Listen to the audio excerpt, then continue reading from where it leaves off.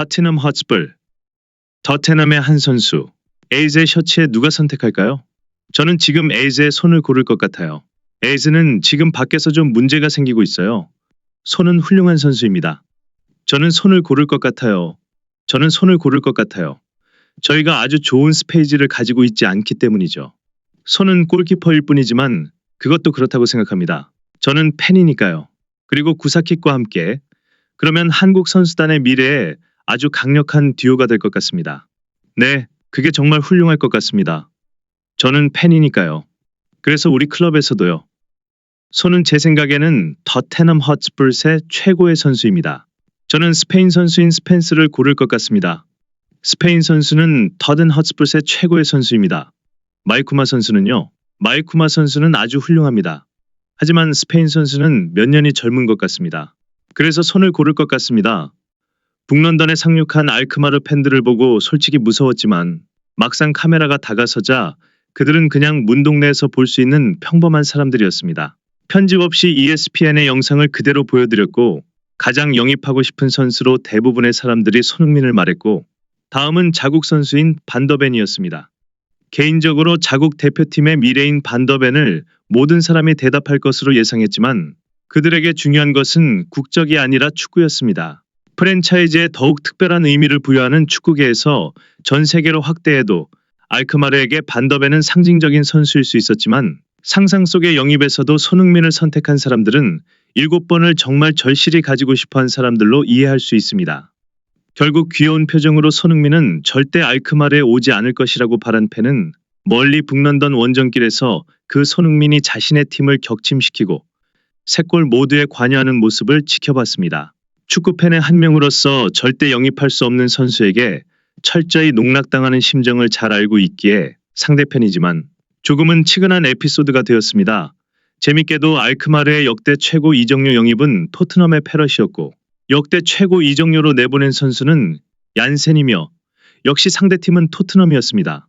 레비 회장과의 협상이 비교적 잘 풀렸던 클럽 중 하나이지만 페럿을 영입할 때 지불한 금액이 불과 800만 유로였고 그게 창단 후 최고액 베티님을 상기하면 현실적으로 손흥민의 왼발이 아니라 사인을 해주는 오른팔도 살 수 없는 금액입니다. 절대 영입 못한다는 말은 단순한 상상력이 아니라 알크마르를 평생 응원한 팬 입장에선 생생한 현실이었습니다. 소규모 클럽에선 손흥민 같은 선수가 원정 경기만 오더라도 무시가 들썩이곤 합니다. 하지만 막상 그를 보유한 팀의 일부 사람들은 가끔 당연함으로 느끼기도 합니다. 북남던이란 빅마켓에 자리했기에 어느 정도는 당연한 수익과 선수층이 있고 알크마르는 정반대 클럽이었습니다. 만약 오늘 토트넘이 패배하고 탈락했다면 얼마나 모순적인 결과인지 알 수 있고 다행히도 참사는 일어나지 않았습니다. 손흥민이 3골 모두에 관여했다는 말이 과언이 아닌 이유는 어시스트와 침투, 드리블과 압박 모든 점에서 역할했기 때문입니다. 손흥민 선수와의 대결은 경기장과의 대결이었습니다. 선수들과의 대결은 경기장과의 대결이었습니다. 오늘의 손흥민에게 발견된 가장 특이점이 있다면 1차전에서 자신을 제어했던 선수 대부분을 무너뜨리고 4개의 드리블에 성공했으며 평소보다 많은 압박은 아니었지만 효율적인 방식을 선보인 부분입니다. 즉 1차전의 경험은 그에게 완벽한 참고서가 되었고 일주일 정도의 시간 동안 머릿속에서 여러 번 복습하고 나온 경기임을 알 수 있습니다. 같은 팀 같은 선수들이 맞붙어서 단기간의 경기 방식과 디테일에서 손흥민은 역습 과정에서 박스에 도착하면 무조건적으로 라인 브레이킹을 시도하는 선수이지만 오늘은 박스 모서리에서 볼을 요구했고 자동으로 더블 마킹이 붙었으며 1초의 망설임도 없이 프리가 된 메디슨에게 어시스트를 보냈습니다. 그의 머릿속에서 컷백이나 키퍼와의 각도가 좁아지는 경우의 수는 없었고 슈팅 혹은 숏패스 2가지 수만 남겨두었으며 결과적으로 대성공이었습니다. 상대 수비는 1차전부터 손흥민의 볼을 커트하는 것이 아니라 동선을 2명이서 막아내고 사이드에선 라인아웃을 유도하는 플레이를 펼쳤기에 손흥민이 준비한 헤답은 정확히 화면의 모습입니다. 토트넘은 1차전과 2차전 모두 60% 이상의 점유를 기록했지만 슈팅은 7개에서 17개로 상승했고 유효 슈팅 또한 4배가 늘어났습니다.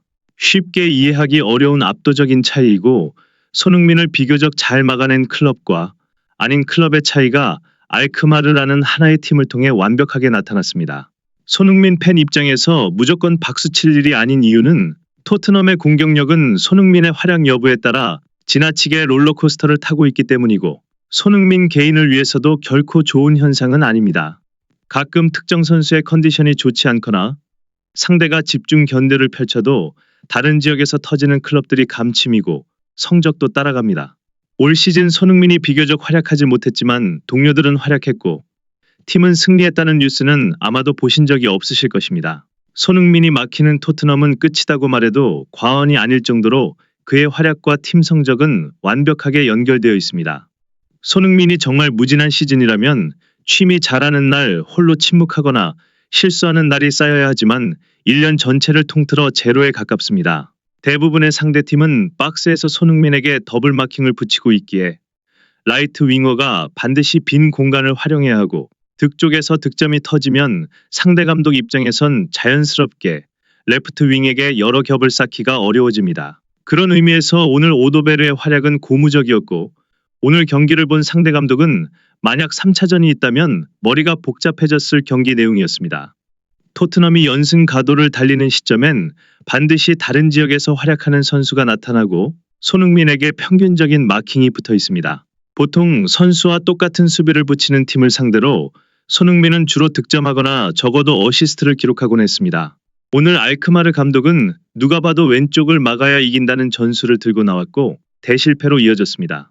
결국 오도베르가 오늘 먹은 경험치는 최대 성과이고 무엇보다 2차전의 차이로 알 수 있듯 토트넘은 기복이 큰 클럽입니다.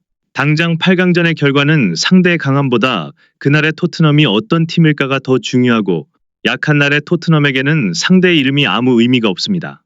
반대로 강한 날의 토트넘은 맨시티나 리버풀을 이기기도 했으므로 더욱 예상이 무의미한 시즌입니다.